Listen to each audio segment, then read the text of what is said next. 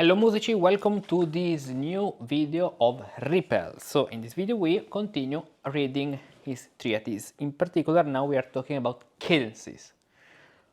Why? Because we finished the other time this point. So now I will show you some curious cadences by my lord. Here the student is talking. Now and then, when he concludes a major repeat section in common time and the final note cross comes on the downbeat, he places either a rest or dead notes there. So many times his lord places or rests or long notes. As you can see, he says dead notes. Dead notes because they stop. Now, since this is often judged to be confusion in the music, he now cuts the measure in half at such places. This way, for example.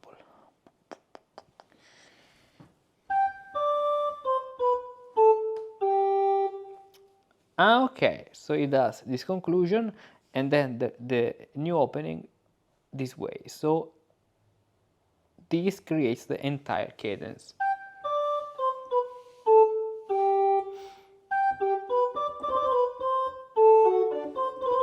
For example, this is really only a pair of red cents better than the first. He would do it better, however, if he would set in 2/4 instead of common time, because he does not know how to advise himself. I will counsel him if he accepts me, if he accepts it from me. Now I remember an opening with an upbeat.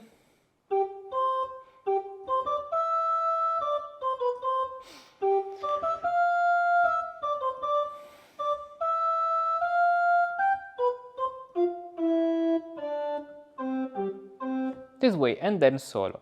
In my opinion, the opening upbeat is generally not held in great respect, for the melody, as it seems to me, can sound just as good, if not often, perhaps more serious and more expressive, without it. Tell me why it would not be as good. Tell me why it would not be as good.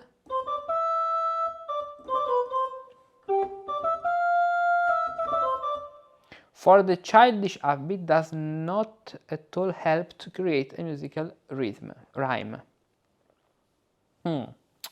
So he's saying, in my opinion, the preceptor, the opening upbeat is generally not held in great respect.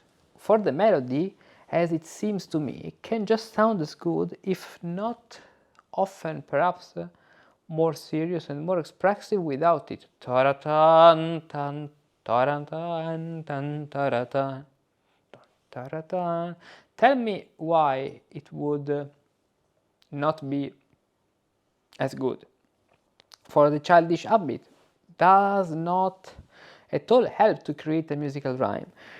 However, when the text of an aria makes it unavoidable to set it that way, I do not reject it entirely, neither in symphonies nor in concertos. However, many discantists should not make a blind habit of it, okay, but rather should see when and where it can be put to good service.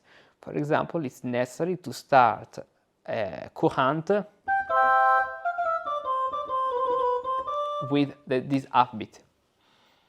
However, after I have formulated the opening tutti, for example, of a concerto once, must I continue in the same way in the second tutti after the solo, so that you understand me? Imagine that the previous short opening tutti has already passed, and I will write down the last measures of the solo that followed it. So let's see, we have the violino principale, which is a solo. Okay, because the solo is what's starting here, so there is a solo.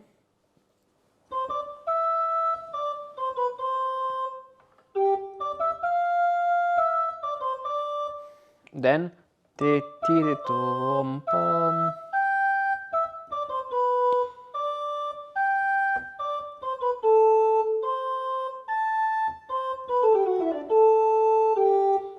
Pom pom pom pom pom pom pom. For example, what happens now? And even if it were stated 1,000 times at the beginning, it is better left out in the middle. Left out it in the middle. There is no harm in this. Okay, let's better talk about this point. Let's better see it. We are talking about opening tutti, for example, of a concerto. Must I continue in the same way in the second tutti? After the solo? So that you understand me, imagine that the previous short opening, tutti, has already passed, and I will write down the last measure of the solo that followed it. And so there is the forte, the tutti, starting with an upbeat. Okay. Childish upbeat means the prebeat would be a better expression here, specifically not confused with the upbeat and downbeat of the major. Exactly, prebeat, pick upbeat, the pick up upbeat. And even if it were started 1,000 times at the beginning, it is better left out it in the middle. There is really no harm in this. And so this is the case.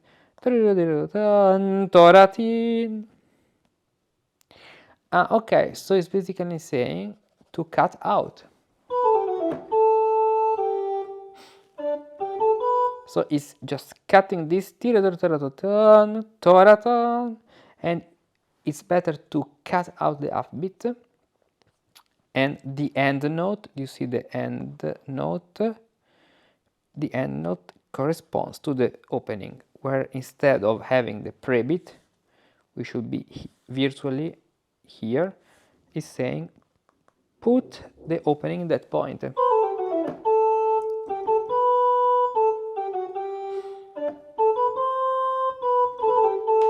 This way. But by doing this way, as you can see, we are inverting the downbeat with the upbeat, because now it becomes the upbeat. Or, if really necessary, it can also be thus.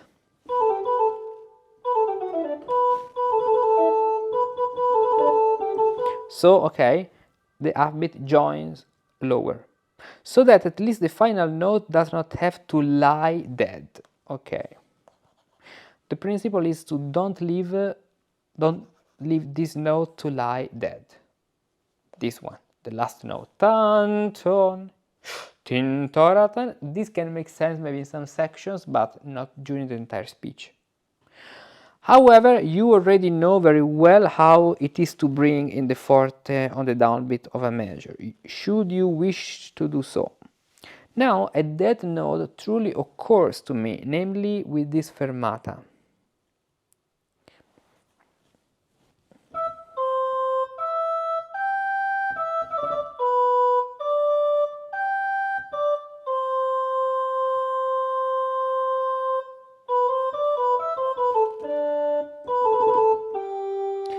In cantatas or in arias, words such as schwach, weak, Ohnmacht, swoon, on sterben, to die, are expressed by that means.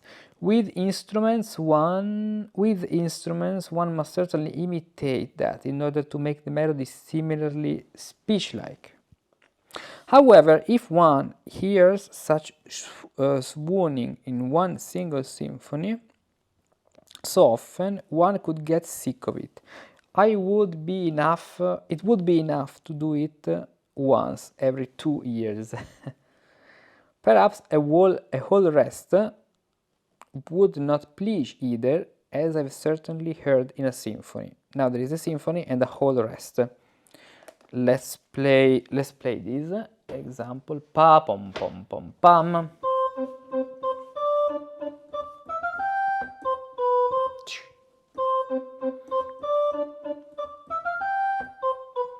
Tiraton. 1, 2, 3, to. Etc. Which my lord calls a general pause, because all the voices, namely the second violin, viola, a bass and bass, are silent together. Yes, it pleases me more than the swoon, if it too not used often. If it too is not used often. For such unexpected general pause is good for attracting the attention of even the hated listeners who talk and fight with one another during the music as violently, I may not say as reasonably, as the old woman in the cow markets.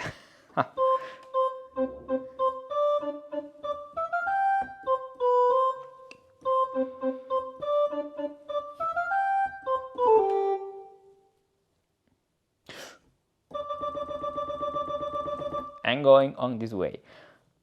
Hereupon my lord immediately composed an allegro in which this general pause was brought in at the end. So this general pause was brought in at the end instead of a cadence, and an andante followed it. You do not need to know the beginning, but I remember the concluding notes and measures by heart.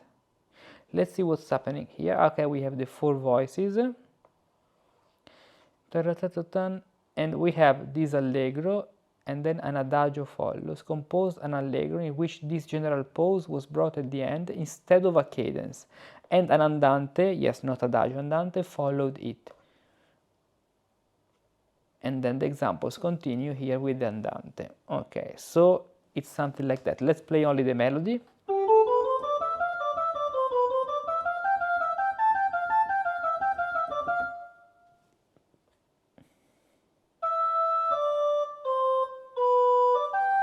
Something like that.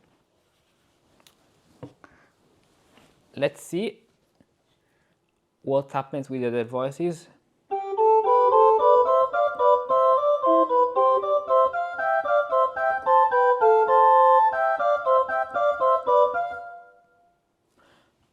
And then the andante.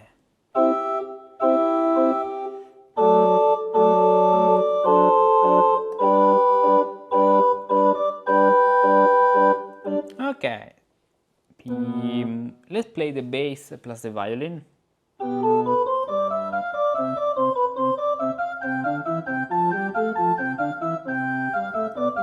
It's very interesting to analyze when the four voices move together, because here we have the bass and the viola moving in parallel tense, ascending this way, mi fa sol mi fa do re mi do fa, and the other voices contrary motion, descending and then up. Then sixth. Actually, no mistakes, no parallel octaves mistakes. Interesting. Good. And then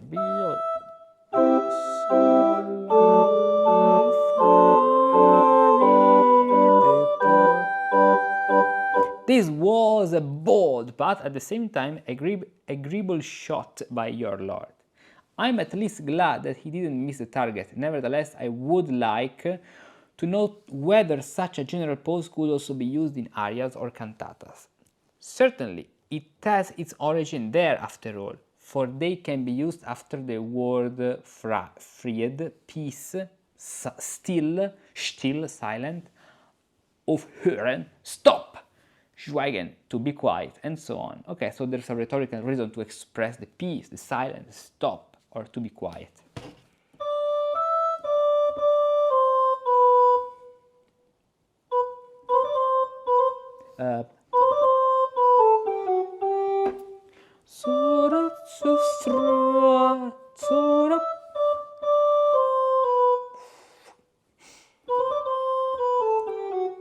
Okay, this way.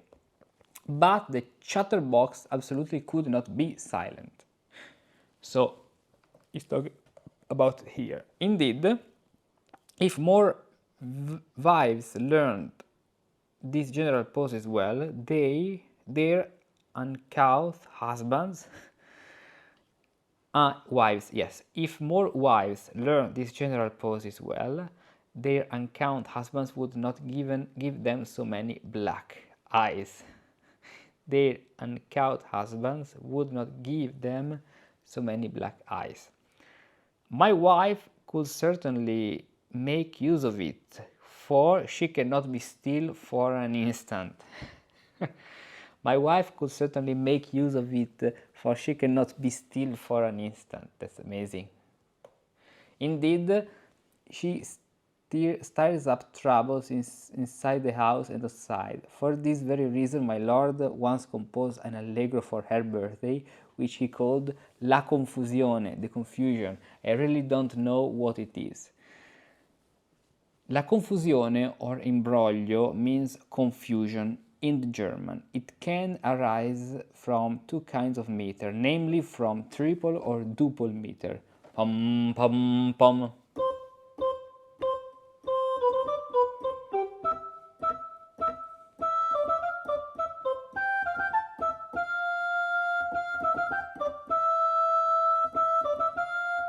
Okay, you will hopefully notice that 2/4 time is inserted at the scene. So we have a triple meter, and then it continues with 2/4 meter. So 1 2 3 1 2 3 1 2 3 1 2 3, and then 1 2 1 2 1 2 1 2 1 2. Or okay. Okay, divided this way. Or if it begins in duple meter,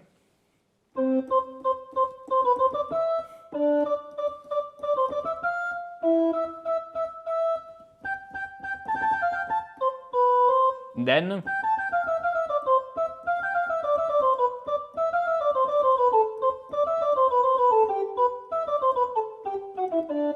there is the confusion here, because it's 1 2 3 1 2 3 that way, and 1 2 3 1 2 3.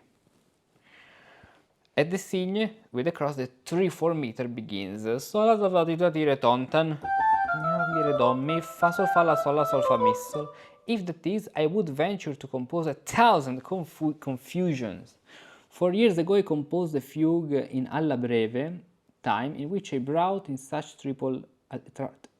triple meter, but because I inverted the theme in the middle, and in the end I even broke it. The triple meter is superfluous, and the fugue is so artificial that I cannot stand to hear it anymore. Now I understand interweaving, but not the inverting and breaking. Now I understand interweaving, but not the inverting and breaking. I will briefly set down just the theme. Okay, so now something else is happening. Okay, talking about the fugue. So let's conclude this episode here, and in the next one we talk about inverting and breaking. Wonderful. So pay attention to your wives and and don't and write for them write them some confusions like this.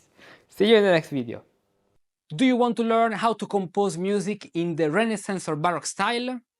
If you're at the beginning of your musical journey, or a professional looking to deepen your knowledge of early music, the best path may be a guided integrated course.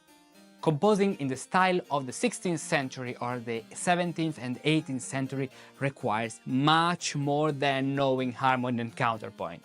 You need to navigate a vast world, including solmization, fugue, cantus firmus, mensural notation, partimenti, dances, chorales, and more. To avoid getting lost, you need an experienced guide, a musicus practicus who knows the path, walks beside you step by step, and helps you overcome each challenge with tailored exercises, attentive feedback, and continuous dialogue. Have a question about a topic? We'll discuss it. Stuck on an exercise? We'll work through it together. Want to go deeper into a subject? We'll tackle it with focus. Every month I accept a limited number of apprentice musicians like you for a program of personalized one-to-one lessons where I guide them in learning to compose in the Renaissance and Baroque style. How it works? During our one-to-one lessons we focus on 2 and 3 voice composition, counterpoint and partimenti, practical exercises on historical style, schemata, cadences, voice leading, models, patterns, and much more. During the week, you'll also follow recorded lessons on repertoire analysis, pattern structure, tones and modes in polyphony, rhythm of historical dances, and everything else you need to progress. This way, each individual lesson becomes focused, effective, and productive. If you'd like to apply for the Musical Apprenticeship program, go to the link and fill out the form telling me your musical background, studies, experiences, instruments, what you play, your current skill, what you can compose, if you know partimenti, chorales, anything else, and your goals, what you would like to learn in the short, medium and long term.